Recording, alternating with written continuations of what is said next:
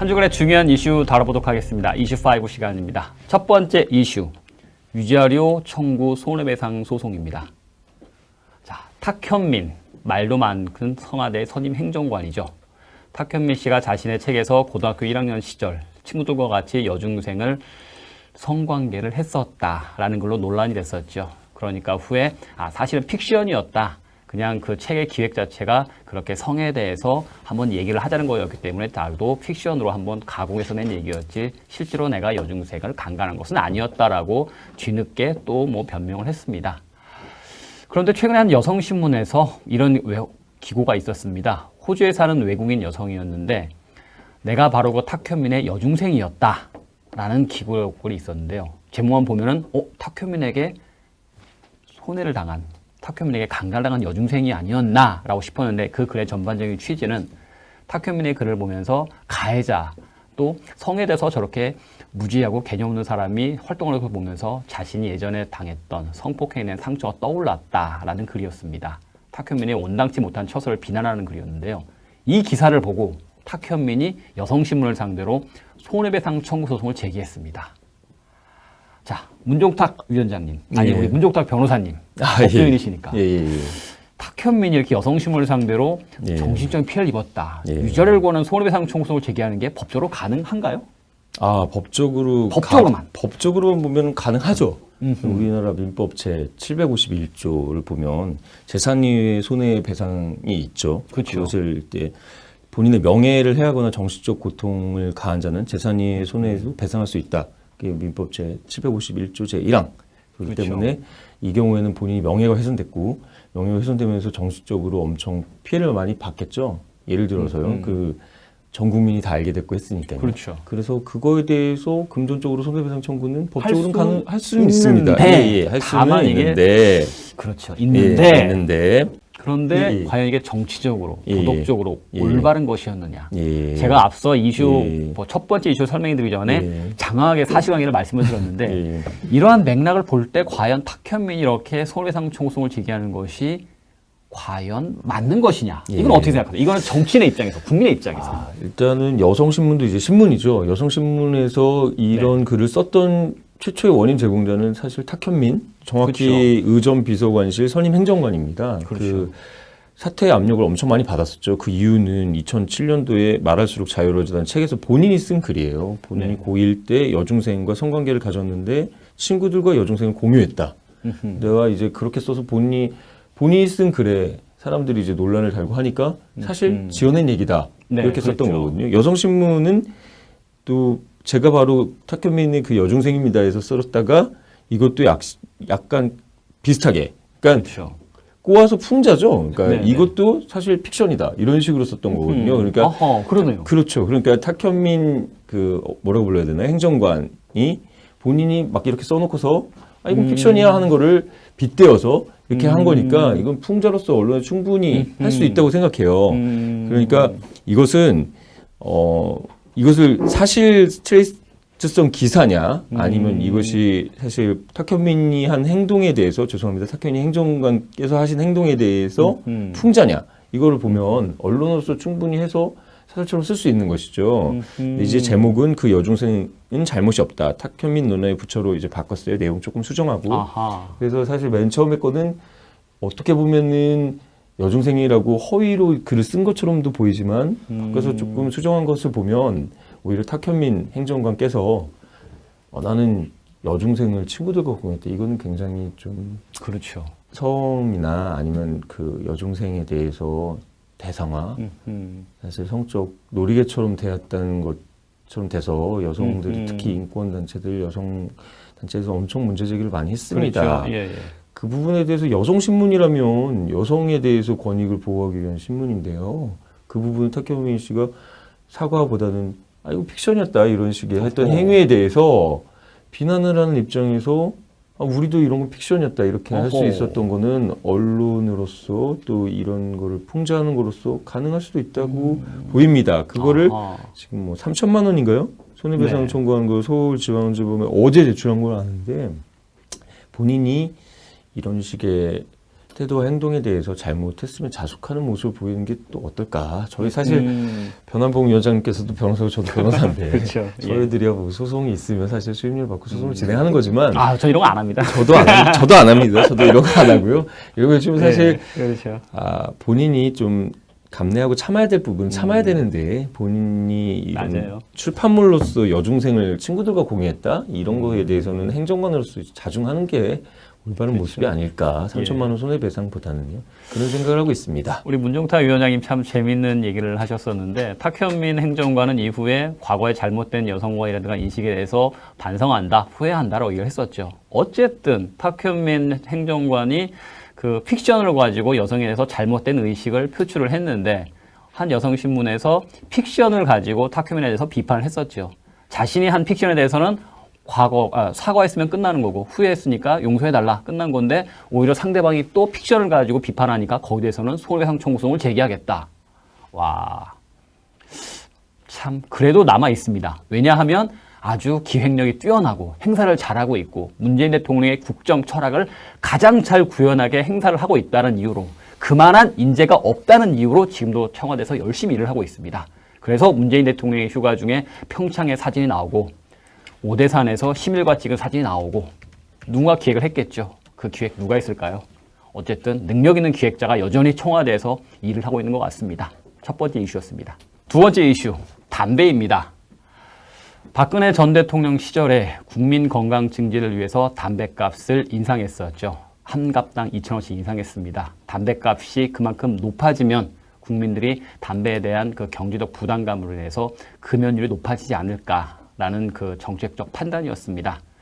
하지만 담배값이 인상된 이후 흡연율이 조금 떨어지긴 했었지만 다시 원상 회복으로 복귀됐습니다. 한마디로 정책 실패였죠. 사실 이 부분에 있어서는 자유한국당이 판단을 그 당시에 잘못했었던 것 같습니다. 금전적으로만 금연율을 잡을 수 있다. 실패였던 거죠. 그래서 저희는 이번에 대선 기간 중에 담배값을 원위치 시키자라는 그 공약을 홍준표 대표가 공약했었죠. 국민들에게 또 서민들에게 상당한 재정적 부담이 가고 있으니까 서민들에게 조금 더 간접세에 대한 비중을 낮추자 해서 이제 담배값 원상 회복을 공약을 했었는데요. 법안 발의도 했습니다. 그런데 민주당에서 반대를 하고 있어요. 문재인 위원장님, 예. 민주당은 왜 반대를 하고 있는 거죠? 민주당이 왜 반대를 하고 있을까? 뭐 저희가 민주당이 아니니까 정확하게 네. 뭐 답이라고는 할 수 없지만요. 네. 반대하는 가장 큰 이유는 세수가 줄기 때문이 아닐까요? 아하, 그렇죠. 한 갑당 2,000원씩 더 걷었는데. 그렇죠. 예. 얼마나 되죠, 이게? 감수되는 세수가? 제가 이제 바로 주제를 바꿔서 지금 막 찾아보고 해서 네. 정확할지는 모르겠지만요. 제가 지금 찾은 정보에 의하면 2016년에 5조 3,856억이 더 거쳤다는 지금 자료가 보이네요.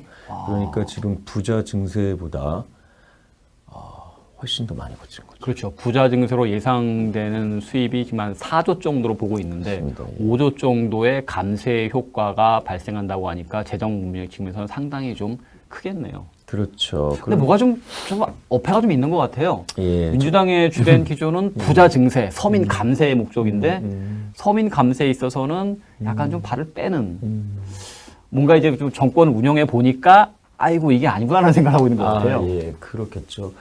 일단은 담배 같은 경우는요. 담배세를 올려서 담배 가격을 올린다. 네. 그러면 흡연율이 낮아질 게 아니냐 이런 측면에서 이제 보건 측면에서 접근했었던 건데 사실 네. 담배는 중독이거든요. 그렇죠. 엄청나게 끊기 힘듭니다. 저는 이제 담배를 끊었는데요. 오호, 독하신 분이네요. 아유, 담배를 끊은 독한 사람입니다. 팁을 하나 드리면 챔픽스라는 약이 있습니다. 챔픽스. 간접 광고를 하고 있는 문종탁 위원장입니다. 예. 저는 국민의 건강을 위해서라면 얼마든지 간접 광고, 직접 광고도 하겠습니다. 예. 챔픽스라는 약이 있고 요즘은 그 담배 세수에서 금연을 위해서 캠페인을 하고 지원을 많이 합니다. 여러분 그 돈을 나중에 환급을 또 받으실 수 있어요. 약을 했던 거에 대해서. 그러니까 뭐 가까운 병원이나 보건소에서 처방 좀 받으시고 금단 증세 때문에 못 끊는 거거든요. 그러니까 담배 값이 오른다고 해서 아예 뭐 끊을 수 있다. 이거는 사실 아닌 게 증명이 됐으니까 여러분 꼭 이거 보시면 담배 끊으시기 바랍니다. 담배는 간접세입니다. 그러니까 담배를 사면요. 그러니까 부자나 가난한 사람이나 서민이나 누구나 똑같은 세금을 낸다는 것이죠. 그럼 서민 입장에서 엄청 부담스럽겠죠. 그렇죠. 그러니까 사실 담배는 힘드신 분들이 스트레스 해소용으로 피우시는데 사실 그게 스트레스 해소도 아니고 본인 건강을 망가뜨리는데도 불구하고 세금까지 더 많이 걷어가는 거잖아요. 그래서 가격을 좀 줄이자 이게 홍준표 대표님을 통한 저희들의 공약이었고 또 그것을 우리는 입법을 통해서 입법을 하는 겁니다. 네. 그래야지 또 반영이 돼가지고 바뀌는 거잖아요. 하지만 이제 세수가 이렇게 많이 죽는다니까 이제 문재인 정부에서는 딜레마인 거죠. 그렇죠. 서민 감세, 부자 증세였었는데 서민들의 담배세 감조세를 줄이면 되는데 네.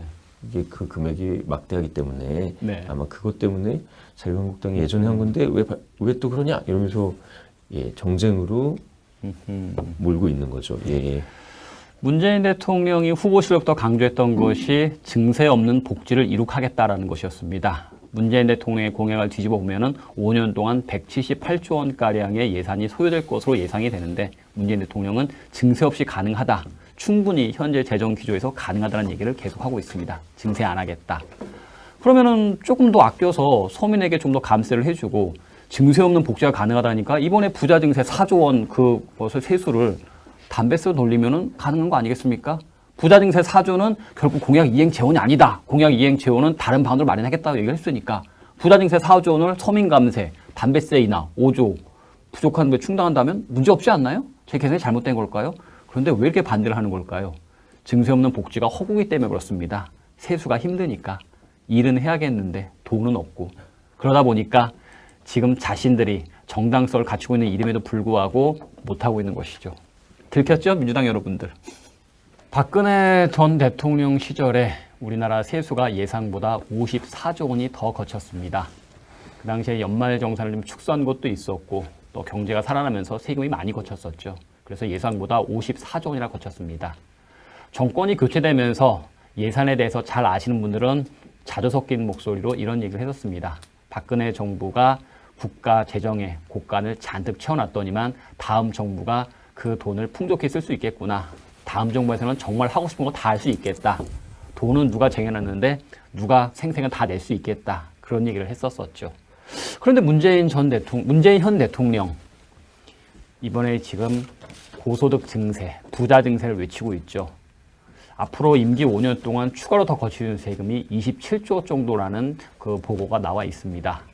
박근혜 정부 시절에도 54조가 더 거쳤었고 문재인 정부에서는 27조를 추가로 더 걷는다고 하고 있고 그런데도 불구하고 증세 얘기는 솔솔 나오고 있고 자, 문덕탁 위원장님. 예. 도대체 문재인 정부에서 왜 이렇게 세수를 늘리는 것에 혈안이 돼 있을까요? 일단 이 지점에서 한국당과 문재인 정부, 민주당의 의견들이 갈리는 부분이죠. 우리들은 이제 선별적 복지, 그러니까 정말 그렇죠. 힘드신 분들한테 필요한 분들한테 드리자. 네. 이게 우리들의 주장이고 네. 저쪽에서는 보편적 복지라고 하는데 사실 포퓰리즘이죠. 그냥 다 주자. 그렇죠. 이런 쪽으로 가는 거니까 그러면 우리가 돈이 있어야 줄 거 아닙니까? 그러니까 세금을 막 걷기 시작하는 것이죠. 결국 편가르기, 네.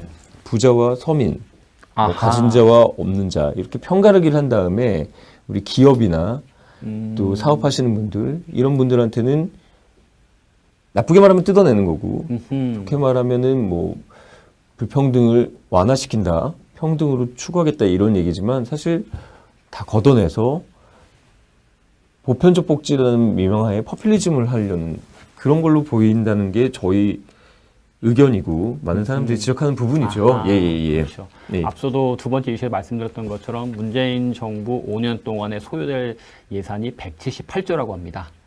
하지만 문재인 대통령은 항상 증세 없는 복지를 이룩하겠다. 절대 현재 재정 정책으로도 충분히 가능하다고 얘기를 하고 있는데 결국에는 소요 재원을 마련하기 위해서 이렇게 부자 증세를 하고 세금이 더 거쳐서 국고에 여유가 있음에도 불구하고 이렇게 하는 것이 아닌가 싶습니다. 제 지역과 성남이잖아요. 예. 성남시장 누군지 아시죠?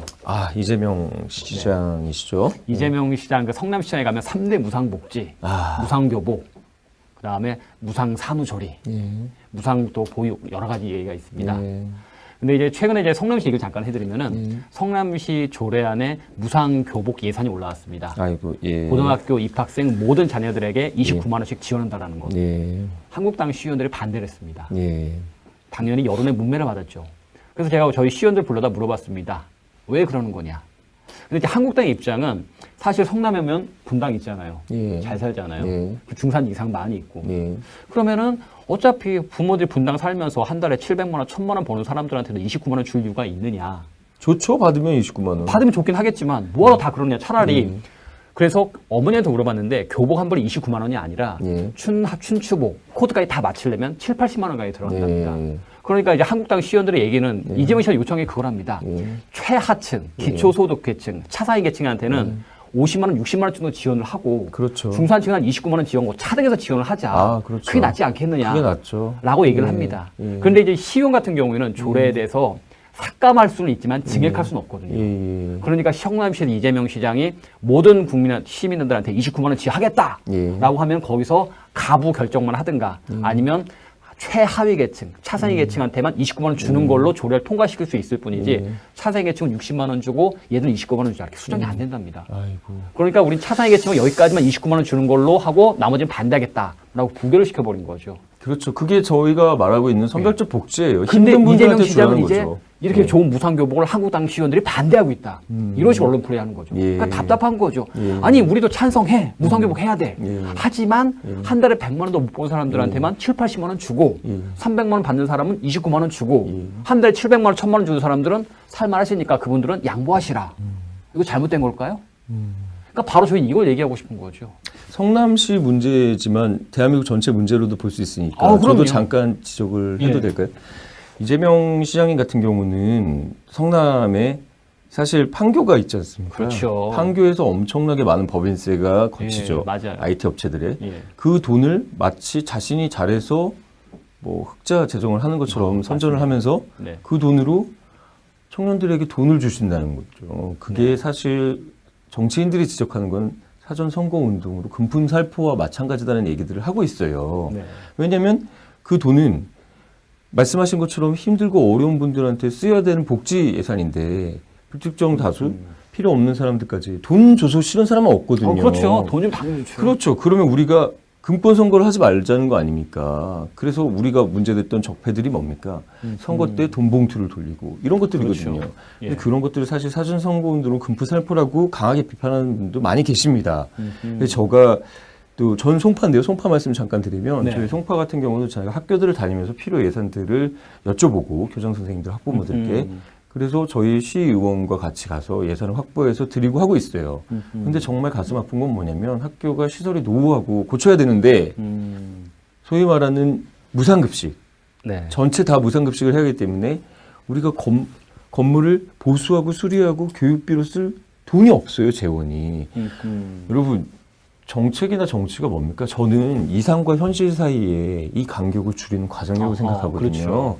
이상은 다 줄 수 있죠. 다 주면 좋죠. 하지만 현실은 이렇게 보듯이 담배세도 내리지 못한다고 하고 있지 않습니까? 돈이 있어야 쓰는 거예요. 그럼 그 돈을 걷었을 때 이 돈을 어디다 쓰느냐, 누구에게 쓰느냐를 꼭 봐주시기 바랍니다. 말씀하신 것처럼 성남 같은 경우도 힘드신 분들한테 더 드는 교복비를 지원할 수 있지만 그렇죠. 표는 한 표잖아요. 다 똑같은. 그러니까 막 주는 거죠. 이 점에 대해서 한 가지만 언급드리면 세금 폭탄이라고 했는데 전 정부에서 네. 지금 54조가 더 거쳤다는 거 아닙니까? 네. 그래서 저희 예결위 의원께서는 추경 예산이 지금 필요 없다고 하고 있어요. 사실. 맞아요, 맞아요. 그렇죠. 예. 이렇게 정쟁을 할 필요 없이 사실 예. 더 거친 것으로 추경 예산 진짜 필요한 걸 쓰면 됩니다. 하지만 이 정부에서는 더 많은 사람들한테 필요짐으로 막 퍼주는 걸 해야 되기 때문에 또 세금을 걷는데 이 세금을 거둘 때 또 편가르기를 한다는 것이죠. 그렇죠. 전문직, 예. 법인, 예. 사업하는 사람들. 여러분, 경제는 사실 경제 주체들이 자유롭게 할 수 있을 때 더 발전하는 거 아닙니까? 뭐 부동산 규제 때문에 더 전세값이 올라가고 이런 일들이 또 대란이 있을 거라는 예상들도 있는데 너무 규제를 해서 결과적으로 힘든 사람이 잘 살면 좋죠. 저희들은 그런 거를 바라고 그렇게 해서 정치를 하는 것입니다. 한데 잘 사는 사람과 힘든 사람을 나눠서 경쟁, 갈등을 일으키고 결국 그 돈은 필요 없는 사람들한테 쓰는 것 이런 것들은 주의할 필요가 있다고 생각을 합니다. 그렇죠. 국가의 재정에 여유가 있어서 한다면 당연히 찬성하겠죠. 그런데 한계는 있습니다. 재정이라는 것은 한정된 예산을 어떻게 효율적으로 분배하느냐에 대한 고민이 담겨 있는 것이죠. 당장 퍼주면 누구나 박수치고 좋아할 겁니다. 하지만 그 피해는 고스란히 우리 후손에게 물려줄 수밖에 없는 것입니다. 네 번째 이슈, 부동산입니다. 정부에서 부동산 대책을 내놨었죠. 뭔가 조금 또 이 과거 생각이 납니다. 노무현 정부 시절에 부동산, 종합부동산세를 대폭 인상하고 그것을 통해서 부동산 시장을 잡겠다고 했지만 그 당시 나왔던 얘기, 노무현 정부가 강남 부자들에게 졌다라는 얘기였습니다. 이번 파리 대책을 보고 나니까 과거 노무현 정권 당시 시행했던 정책들과 좀 많이 비슷한 것 같은데, 자, 이번에 문재인 대통령의 부동산 정책 어떻게 보시나요? 성공할 수 있을까요? 벌써부터 성공했으면 좋겠습니다. 그러면 성공했으면 집값 좋겠습니다. 잡혀야 돼요. 예. 그런데 이렇게 반문해 볼게요. 강남 집값 그리고 아파트 값들이 제일 올랐었던 정부가 어느 정부 때인지 아십니까? 노무현 때죠. 예. 아시는군요. 절대 못 잡았어요. 예. 오히려 더 부채질했었죠. 그렇죠. 그래서 경제 같은 경우는 전문가한테 맡겨야 되고 그렇죠. 사실 정치인들이 개입해서 또 이것을 표를 생각하고 인기 영합하고 또 이런 강한 대책이라고 해서 극약 처방을 내리고 이런 반드시 부작용이 나옵니다. 우리 역사적 교훈이고요. 네. 그래서 사실 우리 당에서는 인사청문 당시에 좀 부적격한 후보님들, 지금은 장관들이 되시고 다 네. 가셨지만 그래도 김동연 경제부총리에 대해서는 그렇죠. 저희가 예. 엄청 큰 예, 기대를 많이 후원을 했었습니다. 예, 그렇죠. 근데 오늘도 김동연 부총리님, 그러니까 기재부 부총리. 기재부 부총리니까 이분 담당 소관이거든요. 사실 이런 대책이나 이런 것들을 그렇죠. 할 때. 경제 정책 전반이니까. 예, 그렇죠. 이분 또 안 보이셨어요. 제가 코리안 패싱을 얘기했지만 김동연 패싱이라는 얘기가 지금 정 관계에서는 계속 나오고 있습니다. 그렇죠. 국토부 김현미 장관이 주도했죠. 그렇죠. 그 김현미 장관이 주도해서 김현미 장관이 정치인이죠. 김현미 장관은요. 그렇죠. 예. 지금 국회의원 겸하고 있고 이런 대책들을 얘기하고 있어서 우리의 목소리가 굉장히 큽니다. 우리가 지금 계속 오버랩이 되는 것이죠. 노무현 정권 때 실패한 부동산 정책이. 그래서 저는 정말 우리 국익과 힘든 서민들 생각하신다면 경제는 경제 전문가한테 맡겨서 집값 잡는 것도 김동연 부총리와 상의를 하고 그리고 그분이 나와서 얘기를 하는 것이 어떤가 저는 좀 불안합니다. 예. 그렇죠. 사실 이 집값 문제 같은 경우에는 어느 정도 공급을 확대해서 좀 충분히 물건이 제공이 돼서 값을 잡는 역할을 가야 되는데 지금은 저희가 말씀드린 노무현 정부 정책과 오버랩 된다 말씀드렸던 것이 수요를 억제한다는 측면이거든요. 그러니까 사실 정말 이제 내가 살 집 실수요자 같은 경우에는 어느 정도 대출을 받아서 집을 사는 것도 있을 텐데 지금은 그런 실소유자의 수요 심리마저 억누르는 정책이기 때문에 이것이 경제학에 좀 반하지 않느냐라는 이제 그 문제점을 지적해 예, 맞습니다. 저는 이제 위원장님 저는 변호사이기 때문에 법률 전문가고 경제 전문가는 아닙니다. 근데 이제 제 동생 같은 경우는 이제 행시 재경진을 출신이고 경제 쪽이라 제가 한번 물어봤어요. 그리고 얘기를 좀 나눠봤는데 제일 우려되는 게 이제 전세금 폭등입니다. 실거래가 힘들면 전세로 가는데 이 전세금이 폭등하면 제일 피해 보는 사람이 누굴까요? 이 결국 또 서민들이거든요. 그리고 여기 주택담보 인정 비율 우리 LTV라고 하죠. 총부채 상환 비율 DTI 이런 거를 강화하면은 대출 절벽이 옵니다. 그러니까 우리들이 지금 대출을 받았던 서민들이 피해를 보게 되는 거죠.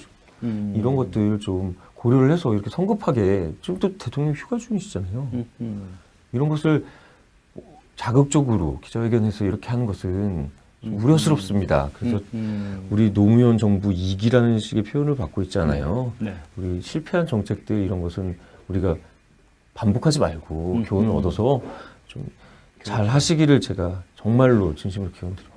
노무현 정부 시절 당시에 제가 좀 재개발로 유명한 한 변호사님을 만난 적이 있었습니다. 근데 이제 그분이 청와대에 좀 어떤 분과 친했었어요. 근데 그분이 이제 그 청와대에 있는 분에게 이런 조언을 했다고 합니다. 이 부동산 정책을 제대로 하려면 말이야, 헌법보다 바꾸기 힘들게 아주 그렇게 강력하고 좀 뭔가 좀 손대기 힘든 정책을 만들면 어떨까? 라는 얘기를 술자리에서 농담도 했답니다.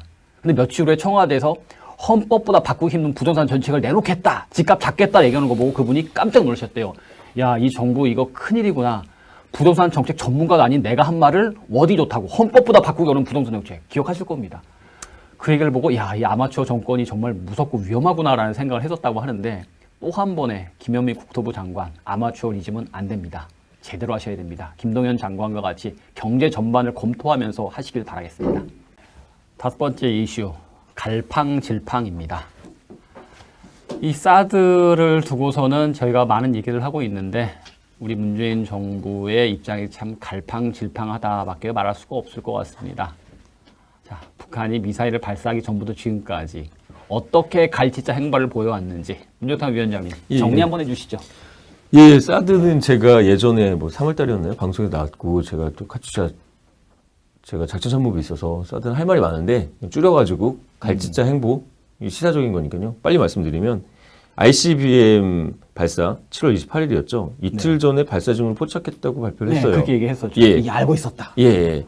그런데 알고 있는데 일반 환경영향 평가를 지시합니다. 사드에 대해서 환경영향 평가를 하자는 얘기죠. 예, 예. 발사할 걸 알면서도 일반 환경병원 평가하죠. 예, 지연하겠다는 얘기죠. 사드 배치를요. 그렇죠. 예, 뭐한 1년 걸린다고 그랬었어요. 그렇죠. 그런데 그날 또 진짜로 발사가 됐어요. ICBM이 7월 28일이었죠. 그러니까 사드 배치를 지시합니다. 환경영향 평가 후에 배치를 하겠다고 해놓고서는 갑자기 또 이제 싹 그렇죠. 바꿔버렸네요. 예. 벌써 갈짓자 시작됐습니다. 그렇습니다. 네. 배치하면 이제 뭐 어디가 문제일까요? 중국이 문제가 되죠. 그렇죠. 미국, 중국에서 예. 좀 난리가 나죠. 그렇죠. 미국은 하라는 거고 중국은 하지 말라는 거 아닙니까? 그렇죠. 예. 그런데 미국과 중국과 협의가 했다는 식으로 발표를 또 해요. 뭐가 하긴 했네요. 그런데. 국익이니까 이걸 거짓말이라고 하진 않겠습니다. 그렇죠. 예. 그러니까 중국이 엄중한 우려를 표명하고 협의가 안된 엄청나게 거잖아요. 항의하죠. 협의가 안 된 거죠. 예. 협의했다는데 협의가 안 됐다. 중국은 그렇죠. 야, 네. 외교에 있어서는 또 이제 뭐 이런 복잡한 사연들이 있으니까 뭐 음. 어떤 사연인지 모르겠습니다. 하지만 보이는 것은 정반대 얘기가 나왔죠. 협의가 됐다는데 중국은 엄중히 항의하고 그렇죠. 그래서 다시 또 미국의 눈치를 보고 중국의 눈치를 보는 것일까요? 다시 임시 배치. 이제는 임시로 배치한다고 또 얘기를 합니다. 허허. 배치했는데 그건 임시 배치다. 예, 이랬다가 저랬다가 왔다 갔다 이 미국이 계속 섭섭할 한 것 거죠. 같네요, 이제. 이 대목에서 우리 또 인사청문회에서 문제가 많으셨죠. 뭐 송영호 이건- 장관. 예, 송영호 국방장관이. 근데 이번에는 국방부 장관의 역할을 하시는 것 같아요. 완전 배치를 건의합니다. 그렇죠. 예, 맞아요. 국방위원회 나와서 김학영 의원님께, 우리 당 김학영 의원이죠. 예. 사드 배치를 건의하는 게 어떻겠느냐 했더니만 예. 그렇지 않아도 자기가 사드 완전 배치를 건의했다. 그렇게 얘기했어요. 맞아요. 예. 환경 영향 평가를 받게 되면은 뭐가 제일 문제일까요? 이게 전자파죠. 그렇죠. 전자파. 여러분 이지스 함에 우리는 이지스 함이 있을까요, 없을까요? 우리 세대나 있잖아요. 저도 밀떡입니다. 아, 그러시네요. 거기 우리 장병들이 다 타고 있습니다. 이지스 함에는 사드에 비교해서 전자파가 얼마나 더 나올까요? 글쎄요. 좀 비슷하지 않을까요? 비슷합니까? 밀떡이시라고 그래서 62배가 들어갑니다. 죄송합니다. 밀떡 아닙니다. 저는 밀떡이 아닙니다. 예. 근데 62배. 저도 이제 찾아보고 해서 아는 건데. 예. 예. 그렇다면은 우리 군 장병들이 타고 있는 그 전함, 미군도 다 타고 있겠죠. 네. 이지스함은 전 세계 62위가 나오는데 환경 영향 평가 그 열린 공간, 개방적인 공간에서 나오는 전자파는 사실상 환경 영향 평가를 하면은 영향이 없다고 나오겠죠. 근데 우리 성주 가 계신 어떤 세력인지 잘 모르겠습니다. 하지만 안보에 관해서 계속 분열을 하는 네. 그리고 그거에 대해서 중심을 못 잡는 정부 갈짓자 이거 아하, 그러네요. 가슴이 아픕니다. 성주 골프장 부지에 있던 사드는 이제 하늘로, 전자파는 주로 하늘로 향하게 되죠. 하늘을 감시해야 되니까. 그렇죠. 그래서 사실 밑에 있는 주민들은 별 차이가 없죠. 근데 말씀하셨던 것처럼 이지스 하면은 사드보다 62배나 되는 전자파가 발생되는 이지스 레이더가 붙어 있습니다. 맞습니다. 만약에 전자파가 이렇게 위험하다면 그 조그만 배, 물론 한 200m 정도 길이가 되니까 큰 배죠. 그 배에 있는 300명의 장병들은 이미 다 암으로 크게 고통을 받고 있어야겠죠. 근데 이지스 함에 탑승했던 승무원 중에 전자파로 인해서 암에 걸렸다라거나 건강에 큰 문제가 있다는 사례는 없죠. 예. 송영무 국방장관은 해군 참모총장 출신입니다. 그러다 보니까 이제 해군에서는 좀 더 알고 있죠. 이지스함 레이더, 사드보다 62배나 센 이지스함 레이더도 장병들의 건강에 영향이 없는데 사드는 전혀 문제 없다. 그렇게 얘기했었던 거였죠. 원전하고도 연결시켜서 생각해 볼 수 있는데요. 시간이 많이 괜찮습니다. 괜찮습니까? 저 원전도 여러분 판도라라는 영화를 보고서 원전이 엄청 무서운 재앙인 것처럼 해서 우리 어떻게 됩니까? 제가 50조로 500조였나요? 엄청나게 큰 우리가 원전 기술을 수출하고 원전을 그렇죠. 건설할 수 있었는데 그게 다 날아갔죠. 네. 이런 잘못된 비전문가들의 이런 잘못된 인식 이런 것을 마치 사실인 것처럼 호도하고 이런 네. 것들은 우리가 정치가 리더들이 걸러줘야 되거든요. 필터링을 해야 되거든요. 근데 우리가 나서서 이런 것들을 조장하는 것은 문제가 굉장히 크다고 생각합니다. 사실 비행기도 못하죠, 우리가. 하지만 교통사고가 비행기가 제일 없죠. 그렇죠. 그럼 우리가 그런데 비행기를 다 타고 세계 여행을 하지 않습니까? 원전도 비슷하다고 생각하고 사드도 비슷하다고 생각합니다. 본질은 진실이 무엇이냐? 그거에 집중해 주시기 바랍니다. 예. 자, 제가 대선 기간 때 저희 당을 대표해서 방송 토론 나가면서 문재인 정부가 봉숭아 학당이 되지 않기를 바란다.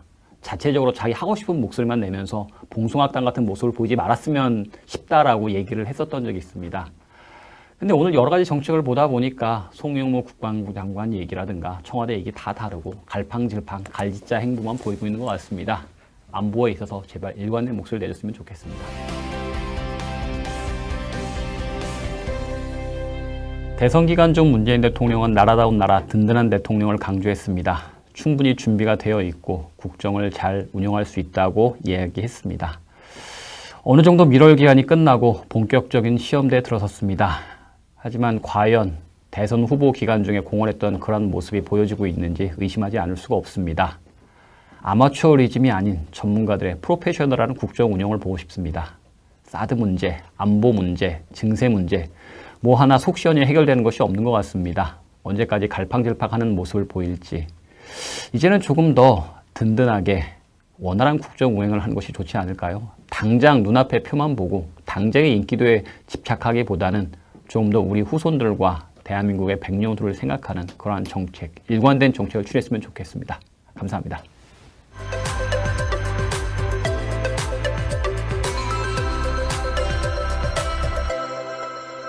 한 주간의 중요한 이슈 다뤄보도록 하겠습니다. 이슈 5 시간입니다. 첫 번째 이슈, 위자료 청구 손해배상 소송입니다. 자, 탁현민, 말도 많은 청와대 선임 행정관이죠. 탁현민 씨가 자신의 책에서 고등학교 1학년 시절 친구들과 같이 여중생을 성관계를 했었다라는 걸로 논란이 됐었죠. 그러니까 후에 사실은 픽션이었다. 그냥 그 책의 기획 자체가 그렇게 성에 대해서 한번 얘기를 하자는 거였기 때문에 나도 픽션으로 한번 가공해서 낸 얘기였지 실제로 내가 여중생을 강간한 것은 아니었다라고 뒤늦게 또 뭐 변명을 했습니다. 그런데 최근에 한 여성신문에서 이런 기고가 있었습니다. 호주에 사는 외국인 여성이었는데 내가 바로 그 탁현민의 여중생이었다라는 기고글이 있었는데요. 제목만 보면은 탁현민에게 손해를 당한, 탁현민에게 강간당한 여중생이 아니었나라고 싶었는데 그 글의 전반적인 취지는 탁현민의 글을 보면서 가해자 또 성에 대해서 저렇게 무지하고 개념 없는 사람이 활동을 해서 보면서 자신이 예전에 당했던 성폭행에 대한 상처가 떠올랐다라는 글이었습니다. 탁현민의 온당치 못한 처소를 비난하는 글이었는데요. 이 기사를 보고 탁현민이 여성신문을 상대로 손해배상 청구 소송을 제기했습니다. 자, 문종탁 위원장님, 우리 문종탁 변호사님, 법조인이시니까. 탁현민이 이렇게 여성신문을 상대로 정신적인 피해를 입었다. 유죄를 구하는 손해배상 청구 소송을 제기하는 게 법적으로 가능한가요? 법적으로만 보면 가능하죠. 우리나라 민법 제 751조를 보면 재산이외의 손해배상이 있죠. 그렇죠. 그것을 이제 본인의 명예를 해하거나 정신적 고통을 가한 자는 재산이외의 손해도 배상할 수 있다. 그게 민법 제 751조 제 1항. 그렇기 때문에 이 경우에는 본인이 명예가 훼손됐고 명예가 훼손되면서 정신적으로 엄청 피해를 많이 받겠죠. 예를 들어서요. 전 국민이 다 알게 됐고 했으니까요. 그렇죠. 그래서 그거에 대해서 금전적으로 손해배상 청구는 법적으로는 할 수는 있습니다. 할 수는 있는데. 그렇죠. 있는데. 그런데 과연 이게 정치적으로, 도덕적으로 올바른 것이었느냐. 제가 앞서 이슈, 첫 번째 이슈 설명해 드리기 전에 장황하게 사실관계를 말씀을 드렸는데 이러한 맥락을 볼 때 과연 탁현민이 이렇게 손해배상 청구송을 제기하는 것이 과연 맞는 것이냐? 이건 어떻게 생각하세요? 이거는 정치인의 입장에서, 국민의 입장에서. 일단은 여성신문도 이제 신문이죠. 여성신문에서 이런 글을 썼던 최초의 원인 제공자는 사실 탁현민, 정확히 의전 비서관실 선임 행정관입니다. 그 사퇴의 압력을 엄청 많이 받았었죠. 그 이유는 2007년도에 말할수록 자유로워지다는 책에서 본인이 쓴 글이에요. 본인이 고1 때 여중생과 성관계를 가졌는데 친구들과 여중생을 공유했다. 내가 이제 그렇게 써서 본인이 쓴 글에 사람들이 이제 논란을 달고 하니까 사실 지어낸 얘기다. 이렇게 썼던 거거든요. 여성신문은 또 제가 바로 탁현민의 그 여중생입니다 해서 썼다가 이것도 약간 비슷하게. 그러니까 꼬아서 풍자죠. 그러니까 네네. 이것도 사실 픽션이다. 이런 식으로 썼던 거거든요. 그러니까 어허, 그러네요. 그렇죠. 그러니까 탁현민 뭐라고 불러야 되나 행정관이 본인이 막 이렇게 써놓고서 이건 픽션이야 하는 거를 빗대어서 이렇게 한 거니까 이건 풍자로서 언론에 충분히 할 수 있다고 생각해요.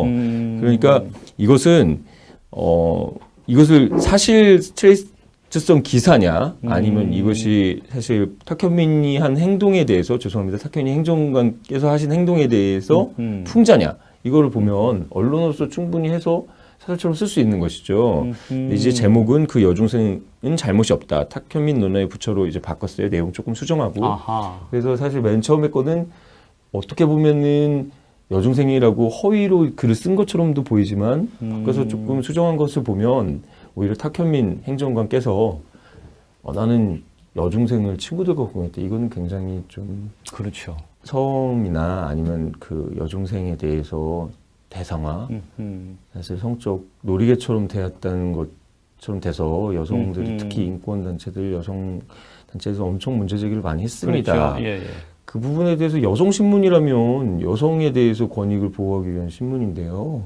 그 부분은 탁현민 씨가 사과보다는 이거 픽션이었다 이런 식의 했던 행위에 대해서 비난을 하는 입장에서 우리도 이런 건 픽션이었다 이렇게 할 수 있었던 거는 언론으로서 또 이런 거를 풍자하는 거로서 가능할 수도 있다고 보입니다. 그거를 지금 뭐 3천만 원인가요? 손해배상 네. 청구한 거 서울지방지법에 어제 제출한 걸 아는데 본인이 이런 식의 태도와 행동에 대해서 잘못했으면 자숙하는 모습을 보이는 게 또 어떨까? 저희 사실 변환봉 위원장님께서도 변호사고 저도 변호사인데 그렇죠. 저희들이야 뭐 소송이 있으면 사실 수임료를 받고 소송을 진행하는 거지만 저 이런 거 안 합니다. 저도 안 합니다. 저도 이런 거 안 하고요. 이런 거 지금 사실 네, 그렇죠.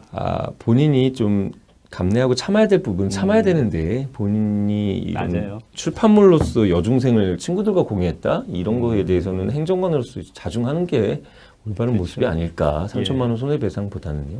그런 생각을 하고 있습니다. 우리 문종탁 위원장님 참 재밌는 얘기를 하셨었는데 탁현민 행정관은 이후에 과거에 잘못된 여성과이라든가 인식에 대해서 반성한다, 후회한다라고 얘기를 했었죠. 어쨌든 탁현민 행정관이 그 픽션을 가지고 여성에 대해서 잘못된 의식을 표출을 했는데 한 여성신문에서 픽션을 가지고 탁현민에 대해서 비판을 했었죠. 자신이 한 픽션에 대해서는 사과했으면 끝나는 거고 후회했으니까 용서해달라 끝난 건데 오히려 상대방이 또 픽션을 가지고 비판하니까 거기에 대해서는 손해배상 청구성을 제기하겠다. 와, 참 그래도 남아 있습니다. 왜냐하면 아주 기획력이 뛰어나고 행사를 잘하고 있고 문재인 대통령의 국정 철학을 가장 잘 구현하게 행사를 하고 있다는 이유로 그만한 인재가 없다는 이유로 지금도 청와대에서 열심히 일을 하고 있습니다. 그래서 문재인 대통령의 휴가 중에 평창의 사진이 나오고 오대산에서 시밀과 찍은 사진이 나오고 누가 기획을 했겠죠. 그 기획 누가 했을까요? 어쨌든 능력 있는 기획자가 여전히 청와대에서 일을 하고 있는 것 같습니다. 첫 번째 이슈였습니다. 두 번째 이슈, 담배입니다. 박근혜 전 대통령 시절에 국민 건강 증진을 위해서 담배값을 인상했었죠. 한 갑당 2,000원씩 인상했습니다. 담배값이 그만큼 높아지면 국민들이 담배에 대한 그 경제적 부담감으로 인해서 금연율이 높아지지 않을까라는 그 정책적 판단이었습니다. 하지만 담배값이 인상된 이후 흡연율이 조금 떨어지긴 했었지만 다시 원상 회복으로 복귀됐습니다. 한마디로 정책 실패였죠. 사실 이 부분에 있어서는 자유한국당이 판단을 그 당시에 잘못했었던 것 같습니다. 금전적으로만 금연율을 잡을 수 있다. 실패였던 거죠. 그래서 저희는 이번에 대선 기간 중에 담배값을 원위치 시키자라는 그 공약을 홍준표 대표가 공약했었죠.